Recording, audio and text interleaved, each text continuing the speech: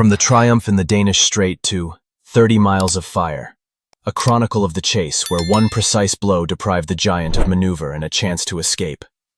Spring, 1941. The Second World War is raging in Europe. On land, the Third Reich looks invincible. France is defeated. Britain is alone. But the Atlantic is the decisive artery. It is there, amid storms and endless waters, that the issue of life support for Great Britain is being resolved. Convoys with food, equipment, oil, and people are the link between the old world and the new. And the German Navy is going to strike at the very heart of this supply line. The German plan, codenamed Reinebung, Übung means teaching, was not in fact a training plan at all.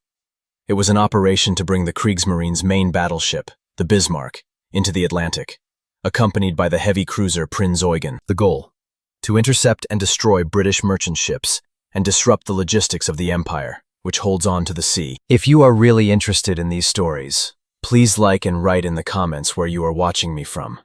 And please watch the video to the end.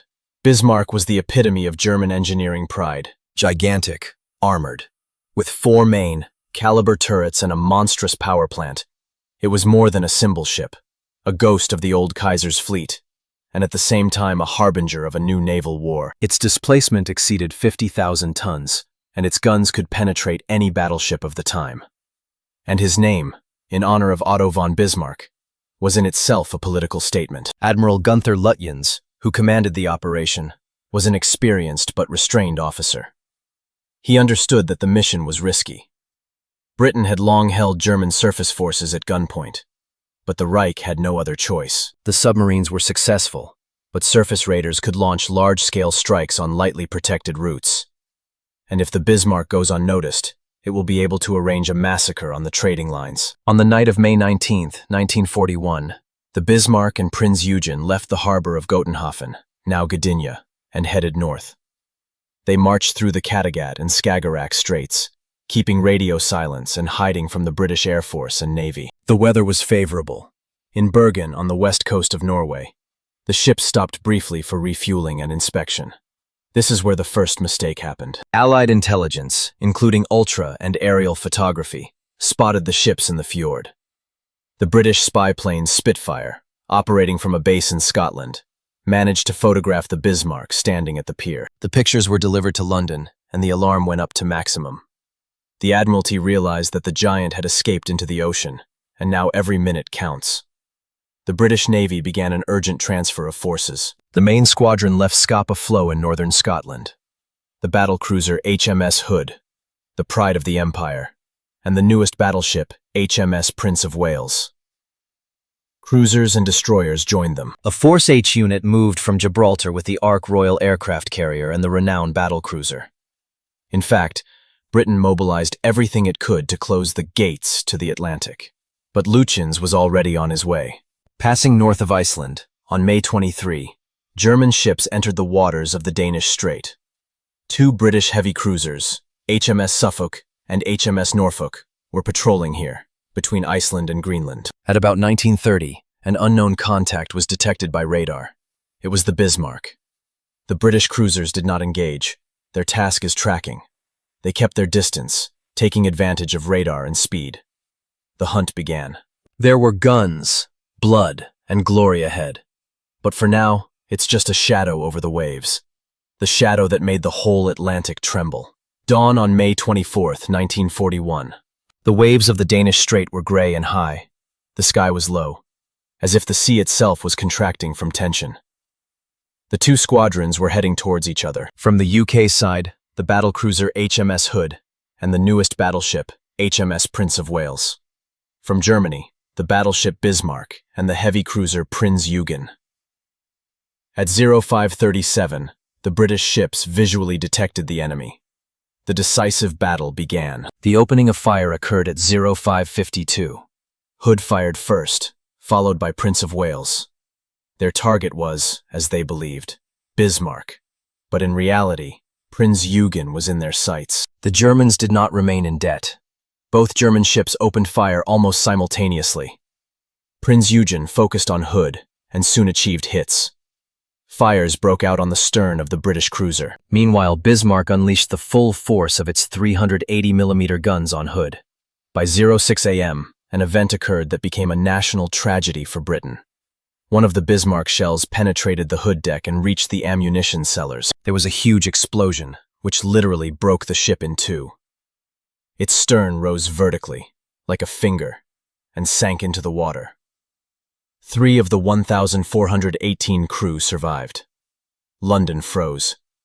Hood's loss shocked the nation. The Prince of Wales, now one against 2 opponents, continued the battle, despite the unsettled systems and understaffed crew. He achieved several hits on Bismarck, including in the area of the engine room and fuel tanks. This caused flooding and contamination of oil reserves by seawater. The Bismarck began to lose speed. However, the Prince of Wales also suffered damage, including holes in the bridge and failures in the guidance systems. The British battleship was forced to withdraw from the battle, hiding behind a smokescreen. Despite the outward victory, the Germans did not celebrate. The damage to the Bismarck was significant. Holes in the nose, steering difficulties, and a large loss of fuel. Admiral Lutyens understood that the mission was doomed. It was decided to abort the raid and head to the occupied French port of Saint-Nazaire for repairs. Thus ended the battle in the Danish Strait, a short, fierce, and fatal one. The British lost their naval icon, but Bismarck was wounded. The race has begun. Who is faster? The damaged battleship or the fury of the British fleet, raised in search of retribution? The day is short in these latitudes, and the night is long and cold. After a fight in the Danish Strait, the Bismarck breaks out into the gray expanse of the North Atlantic. He's hurt and angry, but still strong. Water in the bow compartments. Fuel tanks damaged by seawater. Speed is limited. Admiral Lutyens makes a pragmatic decision. Stop raiding and break through to France, where the Luftwaffe umbrella is already reaching over the Atlantic. At this moment, a game of nerves and calculations begins, where each radio signal weighs like a main-caliber salvo. At first, the Germans managed to deceive the hunt. The British heavy cruisers, Suffolk and Norfolk, which made contact the day before, are keeping a safe distance using radar. But on the night of May 24, 25, the Bismarck makes a daring maneuver. It abruptly changes course, cuts a wave towards its pursuers with a blade, forcing them to evade a possible torpedo strike. A few minutes later, the cruisers lose their target in a curtain of rain and radio interference. There is a quiet rage on the bridges of British ships. The Bismarck was gone. An empty radar screen is scarier than any hit. Loss of contact causes a domino effect. Admiral Tovey has to guess. Logic suggests one answer. The Germans will turn to the northeast, towards Norway, under the cover of German aviation. Some of the strength goes there, into the void. But Lutyens plays differently. He goes south and west, towards the Bay of Biscay, counting on radio silence and stormy weather. The Bismarck temporarily disappears into the giant Antarctic nothingness of the Atlantic. The hours lost by the British become a precious resource for the Germans, fuel and miles. And then a fatal human weakness happens. On the morning of May 25th, Lutyens sends a long radio message to Berlin, a report on the ship's position and course. The considerations are clear. We need to coordinate the cover, warn of arrival, and request support. But a long transmission is a beacon visible to everyone. British direction finders record azimuths, add a triangle of lines, and a new square flashes on the operational map. The interception text is not being read. The ciphers are being held. But the direction is clear. Bismarck is rushing to France. The chase turns back to the south. Now the sea becomes the main hunting scene, and the air becomes her eyes. At noon on May 26th, when hope was already a thin thread, the PBY Catalina flying boat from the Coastal Command notices an oil streak and a gray weather-like bulk in the emptiness of the ocean. The crew transmits the coordinates. The target has been detected. The whole British disposition is coming to life. From the north, the battleships King George V and Rodney are rushing at full speed. From the south, from the Force H compound, the Ark Royal aircraft are lifting. The Atlantic freezes in anticipation of an old but still deadly duel. An aircraft carrier against a battleship. Swordfish Marine biplanes are the first to break through to the Bismarck. Slow, heroically outdated, similar to museum exhibits with torpedoes under their bellies. The weather windows are narrow. The rain is pounding on the canvas of the wings. The wave swallows the horizons. The first wave, raised during the day, receives an invisible blow. A recognition error. The British cruiser Sheffield has been sent to intercept. Keep in touch. In the confusion of orders and reports, swordfish mistake him for an opponent and rush to the attack. Fortunately, the torpedoes have magnetic fuses, which are prone to failure. Most of the ammunition self-detonates in the wave. The Sheffield leaves, leaving a streak of irritation and relief in the sky. The lesson is learned instantly. The fuses are changed to contact ones. The squadrons recharge and take off into the storm again. By evening, the real hunt begins. The wind knocks down the sights. Salty dust cuts the face. Machine guns and anti-aircraft guns. Bismarck weave a fiery net over the waves. Swordfish come in waves, in 2s and 3s, low, almost touching the transverse crest. Several torpedoes fall by. One hits the armor belt and stalls, as if it had hit a rock. But one fatal one finds a target where steel is vulnerable not by armor, but by kinematics, in the stern. The impact falls on the area of steering machines and shafts. The metal is buckling. The steering is jammed at a constant deviation of about 12 degrees to the left. It's not much, but there's an eternity in the ocean. The Bismarck begins to describe a predictable arc, like a comet on the bridle of an orbit. At that moment, the fate of the ship changes color. He is still unsinkable. His entire armored citadel is intact. His guns are ready for battle. But he is no longer the master of his trajectory. Maneuver, the soul of naval combat, is slipping out of hand. The team is trying miracles. They lock the right screw, try to countersteer the cars, try flooding to change the trim. Everything is in vain. A stubborn course leads not to Brest, but to the pursuer. Admiral Lutyens sends his last words ashore. We will fight to the last shell.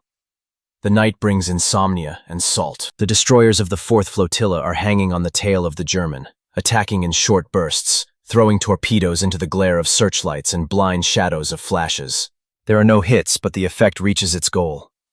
The people on the Bismarck do not sleep, do not repair calmly, do not breathe evenly.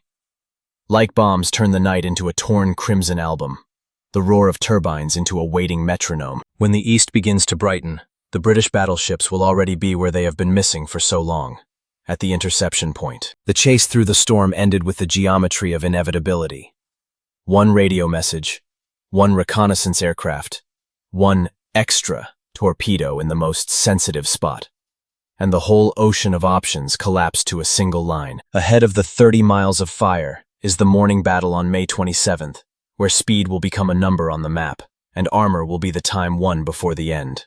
At dawn on May 27th, the horizon was a strip of lead. The wind drove a short, angry wave, as if the ocean itself wanted to speed up the denouement. The Bismarck was following an inevitable arc. The steering wheel was jammed. Countermaneuvers were useless. At 0800, 2 hulks appeared in the north. The battleship Rodney, heavy and square-shouldered, and the slender King George V, Admiral Tovey's flagship. They entered the battle like surgeons who go to an already pinned patient, without haste, but without pity. The cruisers Norfolk and Dorsetshire stood aside, ready to close the ring. The first fire started at 8:47. The Rodney deployed its bow turrets and spat out a pile of steel. 9 16-inch barrels. Heavy shells jumped in a high arc into the gray sky. Almost immediately, the answer was King George V. At 0850, with a delay of 3 minutes, Bismarck responded. The Anton and Bruno turrets found the target and covered the Rodney with sighting. The swollen water lay dangerously close to the Brits' side, but luck passed by. The German crew fired confidently, as if on an exercise, and yet the Bismarck paid for each of its volleys with time, and it didn't have time. The British technique was simple and scary. Rapprochement, crossfire, suppression of control devices, and then cutting up the superstructures. The Rodney was brazenly pushing forward, almost ramming the distance so that its heavy caliber would work for sure. King George V held the formation and scored goals according to the central guidance. By 0910, the first heavy hits tore off the rangefinders from the Bismarck and smashed the command and rangefinder post. Fragments whipped at the superstructures. Cables and antennas slid down like seaweed. The German turrets were still responding, but each new salvo was harder. The hydraulics were losing oil, the mechanisms were wedging, and the cables were burning out. At about 0915, one of the main caliber towers fell silent, and a few minutes later, the second one began to chatter, first in rare volleys, then completely quieted down. The Rodney also deployed the aft turret, attaching the 9th barrel to the Massacre. The shells entered the hull at strange angles, spraying shreds of metal and paint in the air like snowflakes. The Bismarck began to smoke black. Oil and paint burned on the wreckage of the decks, but the armored citadel held the blow. He did not sink, he endured. At 9:20, the British were still approaching. The Rodney fired almost point blank for ocean combat, and its 16-inch dummies began to break turrets like a doorjack. One cover of the Dora Tower reared up, torn out by the explosion, and fell into the flaming maze of decks. The German crews at the secondary guns continued to hit the silhouettes. The anti-aircraft guns barked somewhere in the smoke, more a reflex than a target designation. Radio communications crackled. Commands were given by voice through the hot corridors. By 0931, the Bismarck had almost lost its main caliber.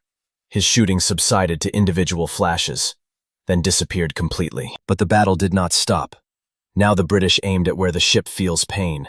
In the steering compartments, in the superstructures, in the deck superstructures of fire control. The explosions knocked out the bridges, tore off the davits, and cleared the deck to the edge of the armor.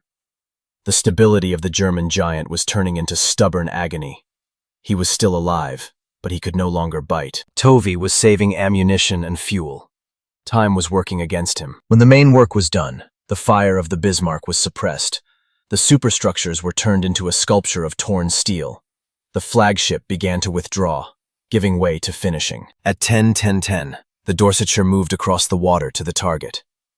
The cruiser put its side under the noisy ocean, choosing the distance for a torpedo strike. His task was dispassionate, to turn resilience into a ton of water in a second. The first torpedo went off on the left side and crashed into the heavy hull with a dull but sure sound of fate. The second found the starboard side.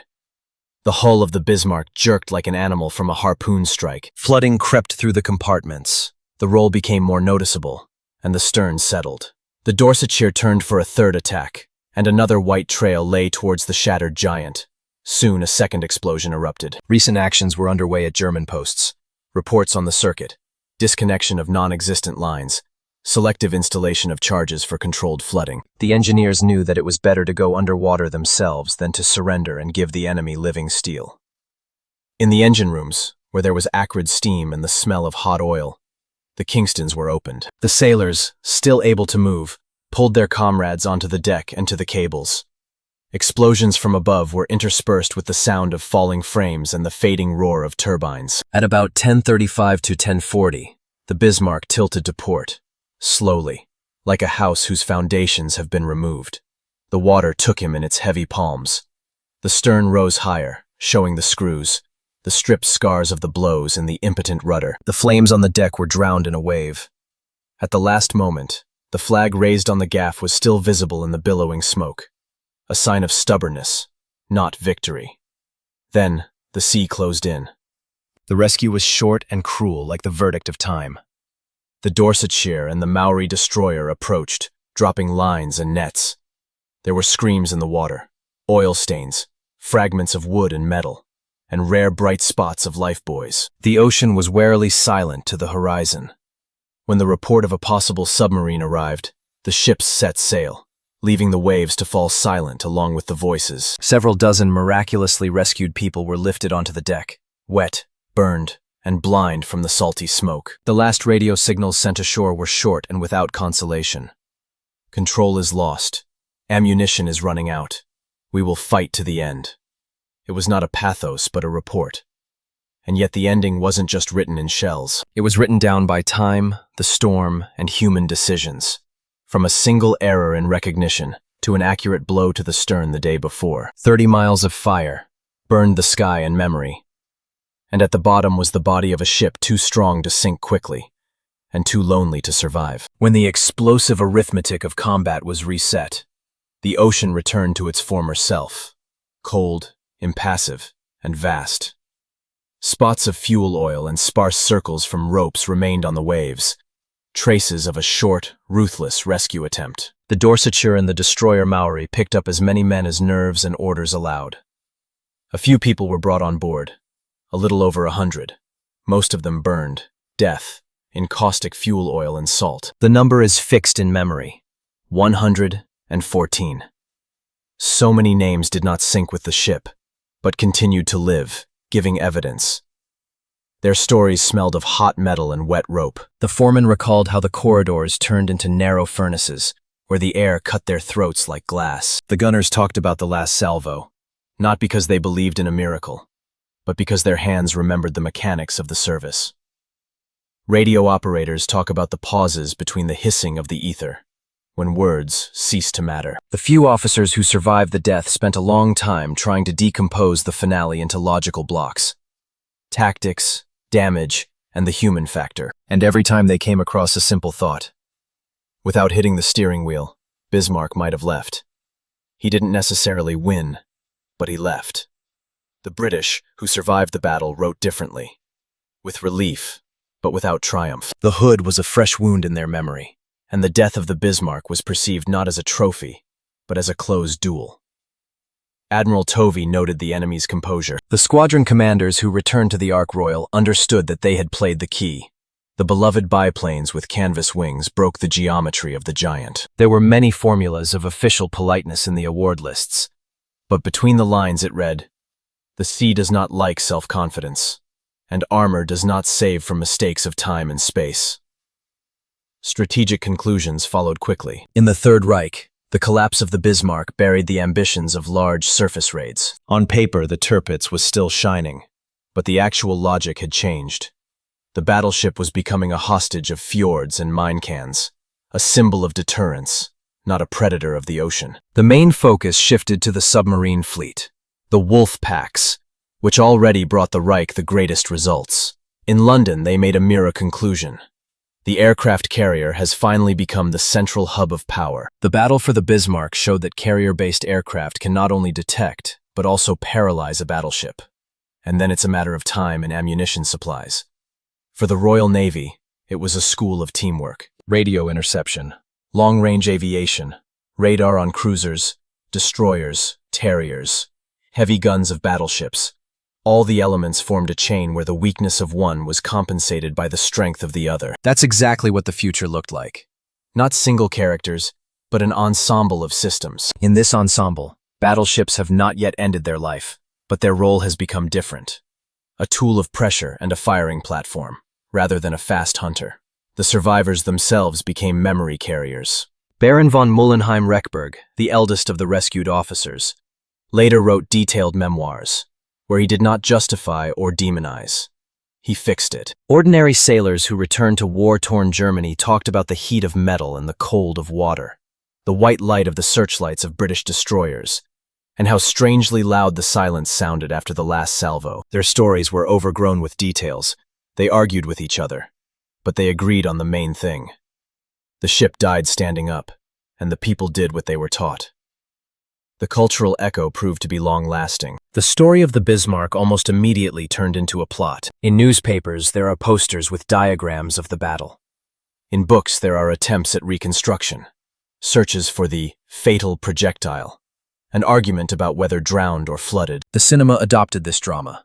The film, Sink the Bismarck, gave the epic the structure of a thriller, where the breath of London can be heard behind every course and azimuth. Musicians wrote ballads. Artists painted canvases with smoky dawn and heavy silhouettes of battleships. Historians returned to the documents, rechecked the diaries of the navigation watch, checked the minutes and miles. In 1989, the depths responded in their own way. Robert Ballard's expedition discovered the hull of the Bismarck in almost 5 kilometers of water. The cameras passed over the fallen towers, along the broken stern, along the entire armored citadel, as if there wasn't enough time to break down what was being built for eternity. The photographs and videos added arguments to those who claimed that both the torpedoes and their own flooding had the final say. For the public, far from the arguments about the frames and the strength of the belt, these shots have become a symbol. The giant lies quietly, without flags and thunder, as a monument to the era. The myth was born next to the facts. Unsinkable Sam is a ship's cat that allegedly survived both the Bismarck and several British ships. Legends about the last signals heard on the air minutes after the sinking. Stories about the rescued who kept pieces of the flag. Part of this is the folklore of war. People tame horror with stories. But there is a deeper myth. Bismarck as a sign of the limit of technology. He reminded us that the strength of design always meets the counter-strength of organization. Intelligence, communications, carrier aviation, reaction time, And that a single shot, even from a 380mm barrel, does not cancel out the systemic pressure. What does Bismarck mean today? For sailors, it is a warning about the price of loneliness in the ocean of systems. For engineers, it's a lesson in how impenetrability can turn into vulnerability elsewhere. Steering vehicles are more important than armor thickness at the moment of truth. For historians, This is a good case study, where you can sort out the interaction of technologies and solutions. for a wide audience, it is a parable about Pride and perseverance, where death does not erase dignity, and victory does not negate sadness. Silence after a fight is not the end, but a form of memory. the sea holds its secrets tightly. But occasionally allows people to drop cameras, lines, and questions there. The Bismarck lies at the bottom like a comma, not a dot. It was followed by the evolution of the fleet. Doctrines changed. Aircraft carrier wings grew. Radars and ciphers improved. And yet, when you read the dry lines of the reports and listen to the voice of the survivors, It becomes clear that the main constant of the sea is man. At the helm, at the sight, at the radio station, at the rail. it is he who turns steel into will, And will into history.